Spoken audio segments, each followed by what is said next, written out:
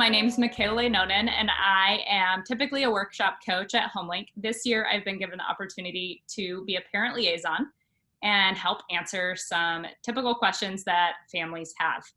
I'm here today with two parents that have multiple kiddos that they school at home through HomeLink, and also another parent liaison, Cheryl Walter, who has had multiple kids go through the HomeLink program. They're going to give some tips on what has worked for their family over the years and how they manage to keep one set of kiddos on task while helping other kiddos get through their schoolwork. So we will start with Amy. Amy has 4 kids now that she is schooling at HomeLink. And Amy, what kind of tips do you have for other parents out there that will help them manage multiple kiddos?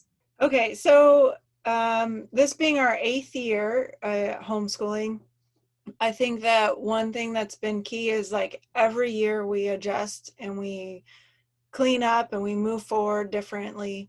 And just now I am really seeing like some of the things that I implemented a long time ago, like coming to fruition. So that's been encouraging. My main goal is to parent and homeschool for the future. So when we were younger, it was just setting goals of someday you're going to be responsible for your own managing yourself. So we focused a lot on what do you do with yourself when I'm not available. There's always been like copy work or some reading or something that they can accomplish themselves without me. And we just set a standard of when you're not getting help directly from me, you're responsible to do your other things. And it did take years to establish that. And there was consequences of like, okay, you didn't do the things you were supposed to do while you're waiting for me. So now you have you have to do your work on your time instead of playing. And it's just been years of just kind of enforcing that personal responsibility to get their work done and to track me down. So I don't generally get on them about their work. They have a system where they know what needs to happen each day or each week, and they have to come to me when they need help. And if they haven't checked in with me a few times during the day to see if I'm available, and they try to say, you were never available, and I'm like, well, I didn't see you 3 times to know you needed help on that, they actually end up having to lose their free time. But if they try to let me know they need help with something and I can't get to it, then there's not the same consequences. So just establishing that you're responsible for your time and you're responsible for letting me know when you need science equipment or questions or more books. So they become the ones who see what they need and advocate for themselves. And that's just handing off that responsibility to them, but also overseeing it. Like I have to assume that I'm gonna have to check in and teach and grow that in them. Now my 7th and 9th grader are highly responsible and highly self-motivated. So it's been good to keep at that goal all these years.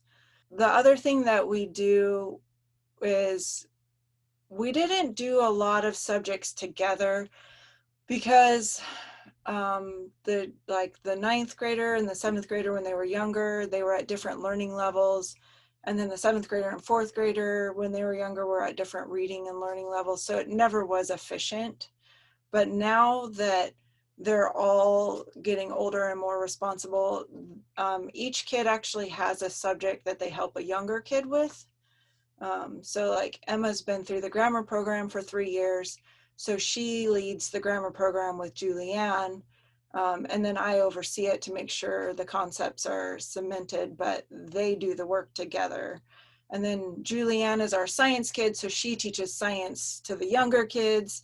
And Nicole needs a lot of reading practice, so she reads to the kindergartner.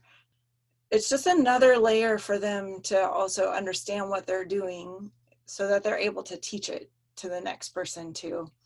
But again, I do oversee that and I step in. But it also helps, like when I'm working with Emma on something, if Nicole needs help, she can either focus on helping Nathan or getting help from Julianne or waiting for me. And it's just taken years of parenting toward that goal. They've also had to clean while they're waiting for me. That usually helps them not be distracted. Our kindergartner, he knows now how to entertain himself quietly because he'd rather be in the room than off somewhere else. He also has to go ask his older sisters for help if he needs it and I'm not available.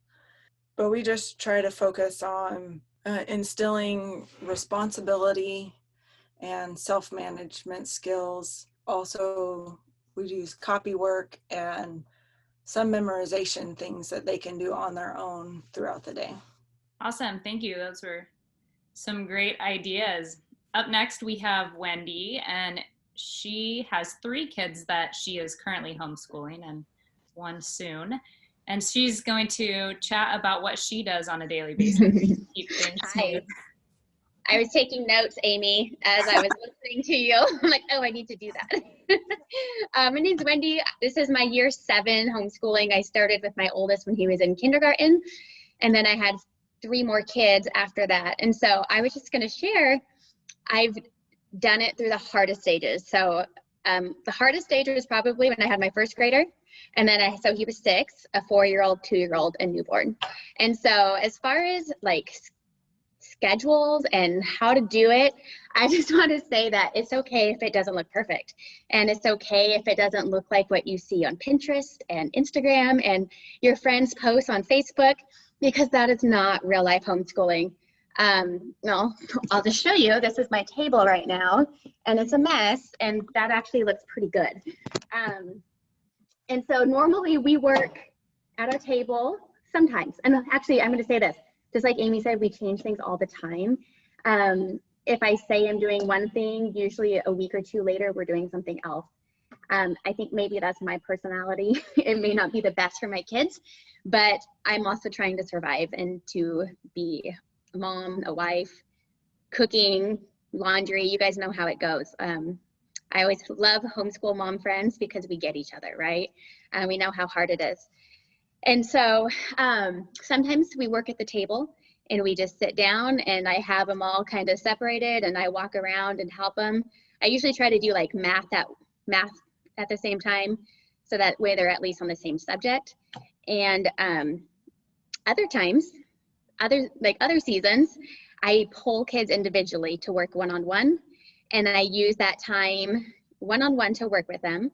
And then there's always have kind of something that your kids can do independently. They're Nessie, some sort of educational app, any independent work that they can do by themselves, and save that for when you're working with another child one-on-one. And then then we'll trade. So I'll swap kids and work with someone else while they do their independent work. And some days I do that for 6 hours straight. And it's just like, okay, you're up, come on over. And all right, you go do this, like a rotation, not an organized rotation. So like flexibility, I think, is key. If it doesn't work, and I do a lot of self-reflection, so I'm like, this isn't working, it's time to change it up. And if it is working, try to keep it going. Like motivating them to keep going. I like, for a long time when my kids were younger, let's see, doing something like this. It's a daily tour chart, or not tour chart, schoolwork. And it's a sticker chart, so that way they can go through and put it on themselves. And I like pictures because when they're little, they need that to see it, and it's motivating. And I like positive reinforcement. I've done a lot of different things over the years. One time I made like a box full of little cheap prizes, or maybe coupons for going out to get an ice cream or something like that. But I also don't always like positive reinforcement because they have to get the work done, and there's not always a positive reinforcement for that. So I've kind of varied through the years.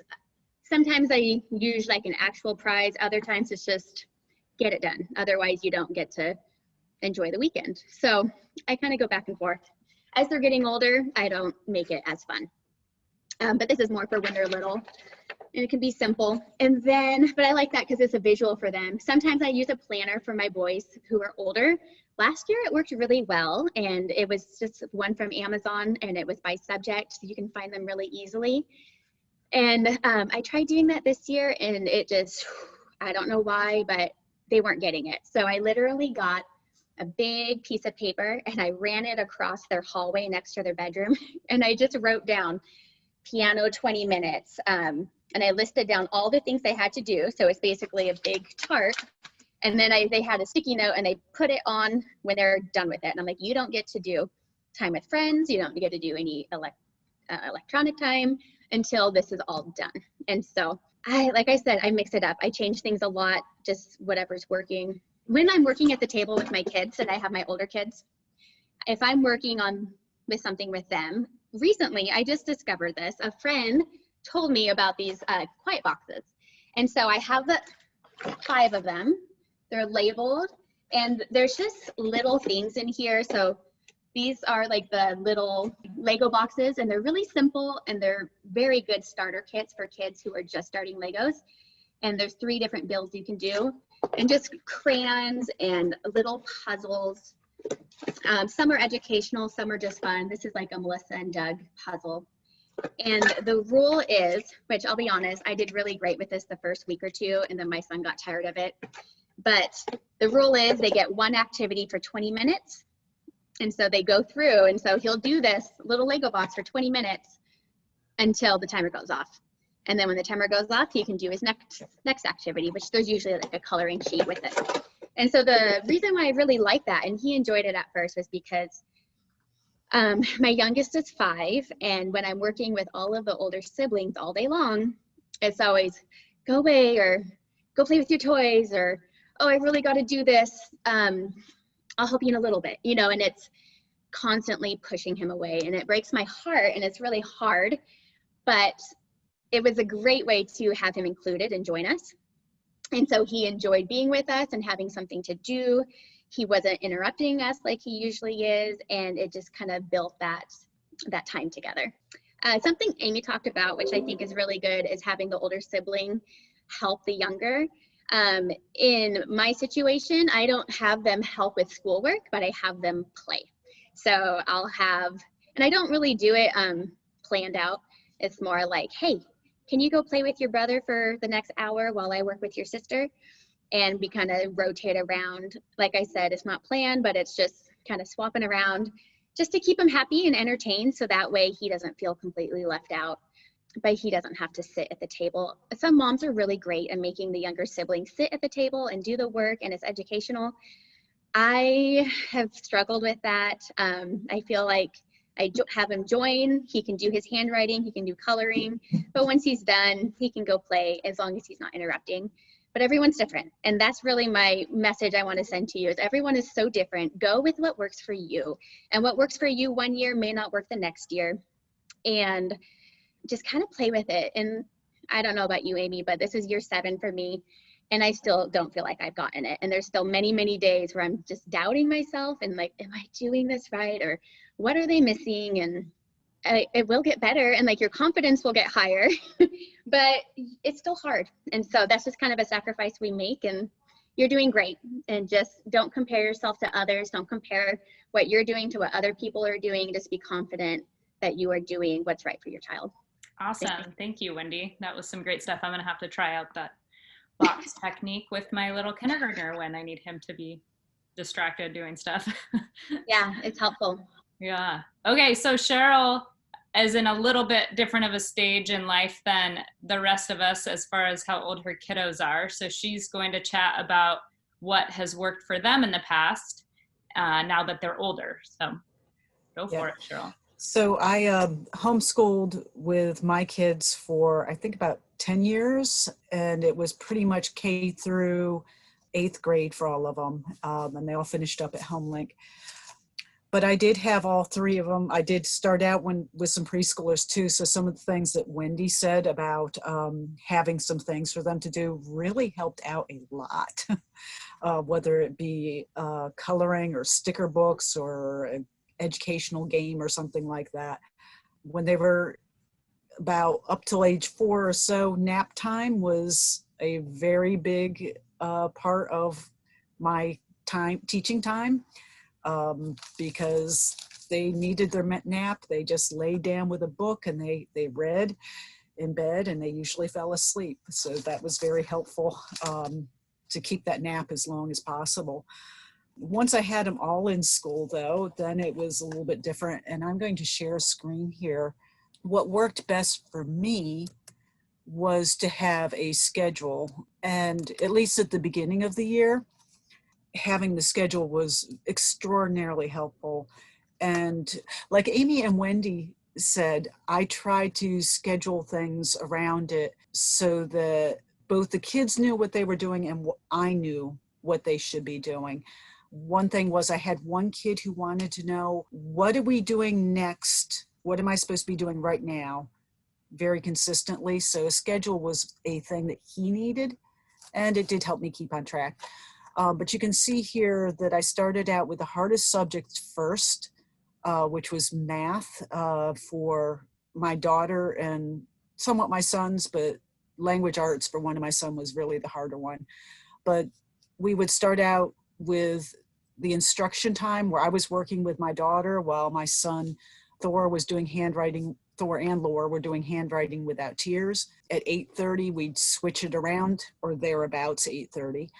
And my daughter would do her math practice. I'd work with Thor for his instruction, and Laura, being younger, would do an online math facts practice game. And I kind of just rotated through that way with each of the different things, including some time based on age-appropriate expectations. When they're first grade and kindergarten, they need time to move. If they got finished with their stuff, go outside and go play for a few minutes, and I'll call you when we're ready to do the next thing. I actually scheduled Laura for some time to go climb some trees or run around outside, because he just could not sit, and it wasn't age appropriate to expect that of him. As we moved along during the day, I did try to do as much as possible together. And that meant history, science, art, or music, if we were doing all of those, those subjects they did together.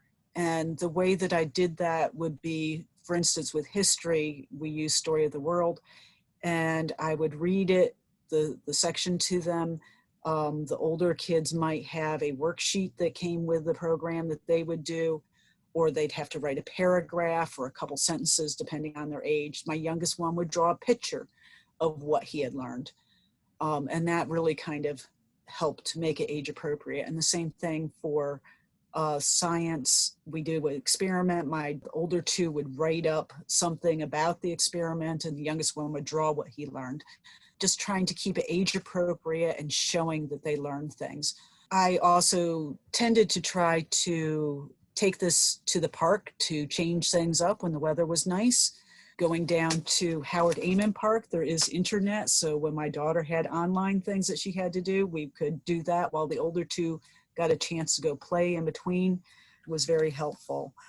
You know, pretty much a lot of what was already said about looking at what they can do and do it on their own. I also tried to look at ways to incorporate their interests in our life into our lessons. So for instance, when my older kids were doing Future City competition, that I would say, hey, you're writing the essay, that's your language arts for the amount of time that you're doing that research and writing their essay. And even when they were doing the presentations, because that's a language arts skill that they have to learn as well. If we were learning about animals migrating in science, we would do a field trip to McNary Wildlife Center.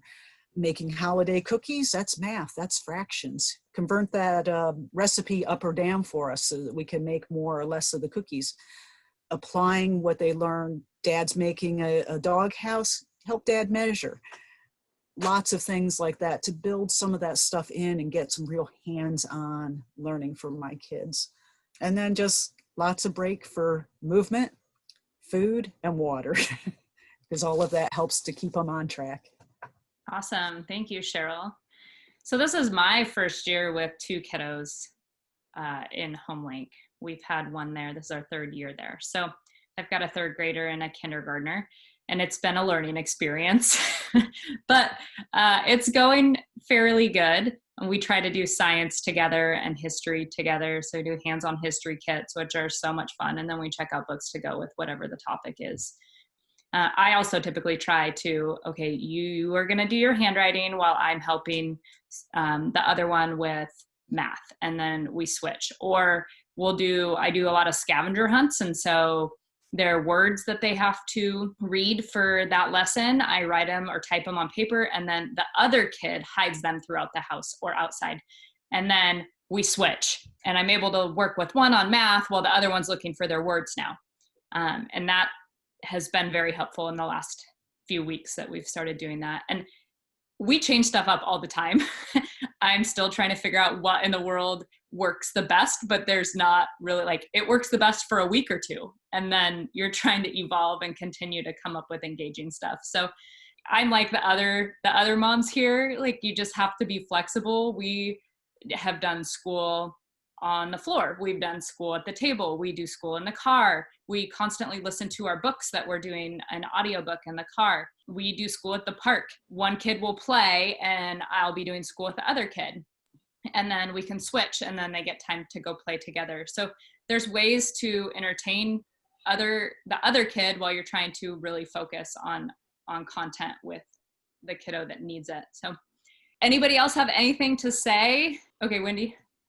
Okay, so to go off of what you're saying and what Cheryl was saying, I think it's important for parents to understand that there's sort of two different, I'll say, styles. There's moms who like a schedule, and there's moms who like a routine. Michaela, you and I are totally routine girls, get it done when you want, and then as long as it's done by the end of the day, you're good. But then there's also those, like Cheryl, you showed your schedule. Awesome. It's amazing. It would never work for me. I would do it maybe a week, and then I'd be like, oh, this is crazy. But it works for you, and it works for your kids. And then I would also recommend too that it has to work for you because you're the one kind of running the show, but make sure it's okay for your kids too and not overwhelming them. I don't have a child who's always saying, what's next? What's next? If I did, I think that would be a great option for him. But they're more so, I want to get it done so I can play outside more. And I was going to add with that, like you said, Cheryl, it's so important for them to keep moving throughout the day. And my kids know, they do their math, and then I usually send them away for 10, 15 minutes to go play outside, run around, do what they need to do, get a mental break. And usually during that time is when I clean up, kind of change supplies or whatever I need to do, or go throw a load of laundry in the washing machine. And then with that being said, school everywhere, like you ladies said, I'm the same way. When Michaela asked me to speak, I was actually in my bathroom curling my hair with my boys sitting in chairs reading out loud to me. And that's not abnormal. In the car, when we're waiting for a sibling doing speech or visual therapy or piano lessons, whatever it is, I always have a child sitting in the front seat with some sort of work that we're working on. I mean, when you're potty training a 2-year-old and you're nursing a child, you get creative with how you do work, right? So it's okay. There will be a day when they can sit at a table. There may not be, and that's okay. Just keep it fun and keep them active, and just get it done, right? But make sure it works for you, and don't compare if it's not the way other people do it. Awesome, thank you. One thing that was mentioned in one of our other videos was that especially in the wintertime, we all kind of start to struggle, and that's normal. Even for traditional public school teachers, they start to struggle also. So we do too, kind of. And it's really taking a step back and what are the 3 main things that I need to get done for the day? So reading lessons, math, and whatever a third one might be. And then it's successful if you get those 3 things done and you don't feel like you were unsuccessful and you didn't accomplish anything, because that's your minimum and you got that done, and that's what really needs to be done. And that's really important when you're homeschooling more than one kid. Cheryl, did you have something to add there? I did. Now, this is an odd year, but it is December, and December usually has lots of things going on. We have Christmas. There's usually music shows and things like that, and there's probably still some of that going on virtually right now. just think about what you want, like Michaela was saying, think about what you want to get done for the month and be happy that that's what you got done. And December is always a month that I don't get much done because there's so many other things that we're drawing them in for them to do. All right. So if you're struggling or just have questions, please reach out to your consultant, any of the staff at HomeLink, other parents, if you can get in contact with them, and the parent liaisons. Everyone's so willing to help. And I just really encourage you to send an email or try to find a way to contact someone, because you're not in this alone. We've all been there. We've all been frustrated. I still continually get great ideas from parents, and there's ones that I got just while this meeting was going on that I will try this week. So thank you everyone for joining us, and please do reach out if you need it.